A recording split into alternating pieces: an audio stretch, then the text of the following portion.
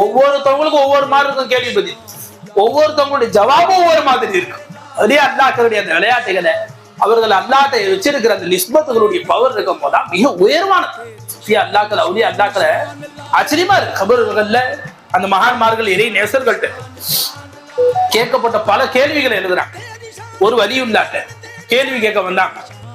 அப்ப அந்த வலியுல்லா மன் ரப்புக்குன்னு கேட்டதோட சொன்னாங்க, நீங்க எப்படி சலாம் சொல்லாம உள்ள வந்தீங்க? இந்த வலியுல்லா அந்த மலாய்க்குமார்களை பார்த்து என்ன கேட்டா, நீங்க எப்படி சலாம் சொல்லாம என்ன செஞ்சீங்க உள்ள வந்தீங்க?